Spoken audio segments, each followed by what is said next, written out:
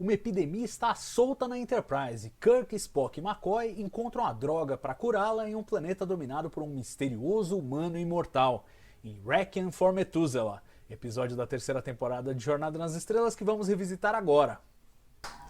Bem, Requiem for Methuselah é um episódio que aborda o drama da imortalidade. E é um episódio que a gente vê que tem uma sensibilidade, tem uma sofisticação toda especial, meio atípica da terceira temporada. É certamente um episódio que se destaca na terceira temporada, embora não entre aí numa lista dos 10 preferidos de quase ninguém, né? É um episódio que tem aí uma certa sofisticação e agrada, assim, pelos seus valores de roteiro e de produção.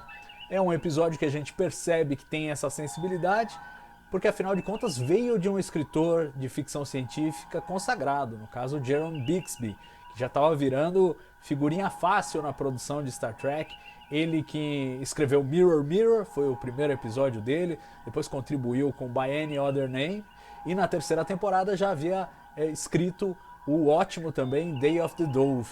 Então volta aí para mais um episódio.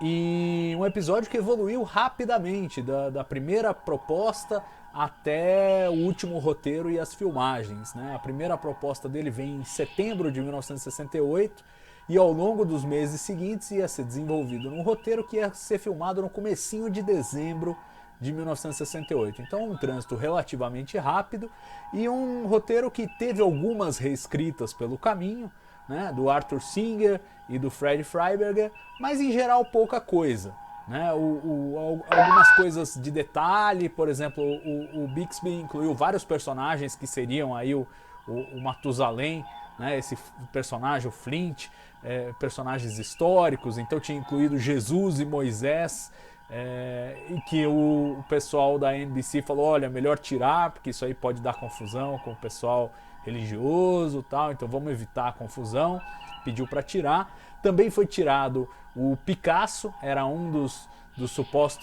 das supostas identidades aí do Flint, foi tirada porque o Picasso era vivo ainda na época e o pessoal do departamento legal falou, olha, pode dar confusão aí, vocês vão atribuir obras de arte a ele, que não foi ele que fez, ele está vivo ainda, melhor não. Então tiraram também o nome do Picasso.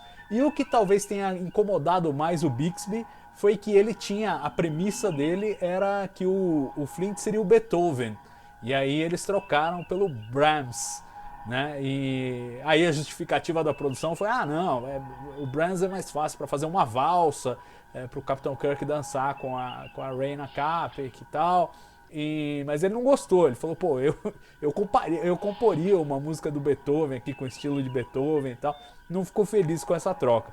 Mas foi feita a troca e o que a gente pode dizer é que independentemente dessa troca, a essência do episódio permaneceu a mesma em todo o desenvolvimento, né? Essa ideia de que havia um humano imortal e o drama da imortalidade, né? Que é uma coisa que a gente não pensa, os humanos costumam pensar no drama da mortalidade, mas aí nós temos uma inversão muito interessante do problema que é você ser imortal e ver todas as pessoas que você ama morrerem de novo e de novo e de novo. Você imagina esse cara vivendo por milhares de anos, né, e tendo que conviver com a morte dos outros, né, de uma forma avassaladora, tornando ele uma pessoa insensível e colocando ele nessa busca de criar uma companheira androide, uma companheira que pudesse ser imortal como ele.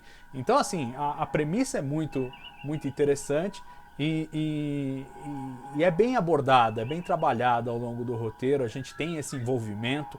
Óbvio que a história ia depender muito dos dois atores convidados aí e eles até entregam. Acho que mais a Louise Sorel, que faz a Reyna Capek, do que o James Daly, que faz o Flint. O James Daly é um ator consagrado, clássico e tal, mas ele parece ter mandado um pouco da atuação dele aí por fax nesse episódio, né? Ele, tudo bem, eu até entendo que uma criatura de 6.000 anos, calejada e tal, fosse meio insensível e tal, mas ele faz uma leitura meio pouco, eu não diria pouco convincente, mas é difícil você se identificar com o personagem, você não consegue ler as emoções dele de forma clara, e eu acho que isso faz um pouco de falta no episódio. Talvez seja o principal defeito do episódio. Se a gente conseguisse se envolver mais com o drama do Flint, talvez ele fosse ainda mais cativante. Mas a Louise Sorel, como essa androide que começa a descobrir as emoções e trava por causa disso, a atuação dela é fantástica, né? Ainda mais considerando que é um personagem sem referência, né? Ninguém sabe o que é ser um androide que está tendo emoções e tal, e não sei o quê. Então ela faz muito bem o trabalho. E para os dois atores, a verdade é que eles não estavam dando muita bola para isso, né? A Louise Sorel era principalmente uma atriz de teatro, e ela não assistia Star Trek, não tinha o menor interesse pela série, e não sabia nem que o negócio era mais sério, né? Então achava que era uma coisa meio esculachada. É a mesma coisa o James Daly, né? Foram lá, eles conversavam nos sets, nas filmagens, e o James Daly falava: não, é a grana do Natal, é a grana do Natal. Como quem dissesse, estamos fazendo aqui pelo dinheiro. Mal imaginavam eles que 50 e tantos anos depois a gente ia estar discutindo esses episódios e que provavelmente são a participação mais marcante deles, se não uma das mais na televisão americana. Mas enfim, naquela época eles não estavam dando muita bola e fizeram. Curioso que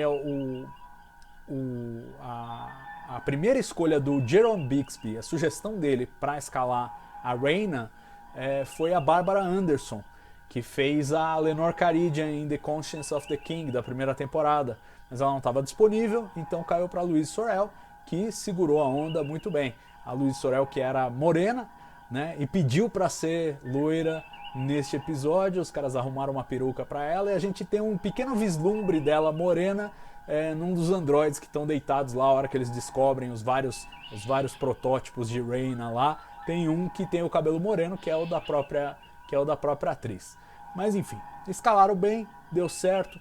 James Daly também foi bem. O Flint era um personagem que originalmente o Bixby tinha pensado para ser um Neandertal que vivia ali não sei quantos milhares de anos e tal, e inspirado pela aparência do Beethoven, que ele achava que tinha traços meio neandertais, então por isso ele queria que fosse o Beethoven e fosse o Neandertal. E claro que Flint é um nome, é uma brincadeira com um homem das cavernas, né? Eu vou deixar para você adivinhar a referência aí, mas é uma referência bem óbvia. Então essa brincadeira ficou pelo caminho. Claramente o James Daly interpreta um Homo sapiens, não um Homo neanderthalensis, mas é interessante ver as raízes desse segmento. Para dirigir o episódio, Fred Freiberger trouxe o Murray Goldman, que era um diretor já de televisão, velhaco lá, já tinha feito vários episódios de várias séries, mas esse foi o primeiro contato dele com Star Trek. Não tinha feito antes, não voltaria a fazer depois. A produção foi um pouco mais complicada na pré-produção, principalmente na realização dos cenários aí, né? Porque o roteiro pedia esse monte de obras inéditas, né? De grandes artistas. Então, quadros de Da Vinci que não eram Da Vinci, quadros de não sei quem, a peça do Brahms. Então todos esses quadros perdidos, entre aspas, dos artistas tinham que ser criados. E o John Dwyer, que era o decorador de cenários da série clássica, ele teve que encomendar para um artista fazer todas essas pinturas, né? E claro que não podia. Até alguém na produção falou para ele: não, mas pega umas pinturas que já existem. Falou: mas se são pinturas não descobertas, não dá para ser umas que já existem, tem que ser algumas que não existem. Então foram atrás lá de encomendar as peças. Isso encareceu um pouco o cenário. Outro aspecto que também cobrou um pouco da produção foi o fato de que o cenário principal ali da casa do Flint era grande demais para caber nos estúdios que originalmente Star Trek usava. Então eles montaram o cenário, a sala central lá do Flint e tal, no estúdio 5 da Paramount, né? Ao invés dos estúdios 9 e 10 da Desilu, esse segmento foi filmado nos estúdios 5 da Paramount, com a construção do cenário ali. E mesmo com esse esforço a gente vê que tem limitações, né? A gente vê que a mansão dele não é tão ostentosa quanto poderia ser. Aproveitaram um monte de objetos de cena de outros episódios e tal, enfim, fizeram o que dava para fazer para botar de pé aí a grande mansão do Flint. É interessante notar que a direção de fotografia também foi turbulenta neste episódio, talvez ajude a explicar aí as dificuldades do Murray Goldman, mas tivemos 3 diretores de fotografia nesse episódio, porque o diretor que é responsável, né, diretor de fotografia responsável pela série clássica aí no 3º ano, era o Al Francis, depois da saída do Jerry Finnerman.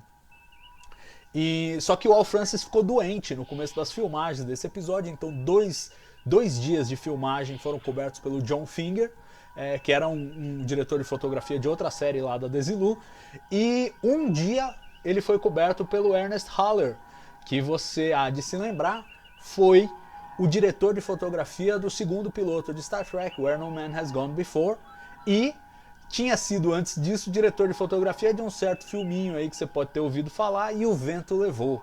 Então ele voltou da aposentadoria para quebrar esse galho, trabalhar um dia para Star Trek e depois voltou para sua aposentadoria, dessa vez de maneira definitiva. Ele que já queria se aposentar e já foi na base do quebra-galho para fazer o Where No Man Has Gone Before. Dessa vez foi definitivo, foi o último trabalho dele, esse de um dia aí, cobrindo pelo Al Francis, que volta a partir do 4º dia de filmagem.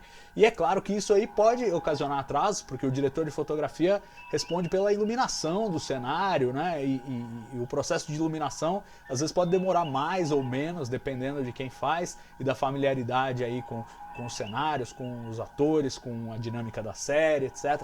Então isso pode ter ajudado a contribuir para que as filmagens que eram para ter sido feitas em 6 dias terminassem com 7 dias. Então o Murray Goldman demorou um dia a mais do que devia. A gente sabe que naquele momento a produção de Star Trek estava muito apertada, com um orçamento muito restrito, e esse naturalmente com esse estica aí para 7 dias estourou o orçamento, foi bater lá em $183 mil, e naturalmente que o Murray Goldman não foi mais chamado a fazer Star Trek. Tudo bem que não haveria mais oportunidade de qualquer modo, mas ele perdeu ali. Se tivesse uma continuação à série, certamente ele não seria procurado novamente por conta desse atraso. Apesar de todos esses pesares, a gente tem que reconhecer que é um episódio acima da média do 3º ano, ou pelo menos ali em linha com os melhores que nós tivemos na 3ª temporada. Um tema interessante, uma história com sensibilidade. O que ela não entrega é talvez aquela ação e aventura que a NBC esperava de Star Trek.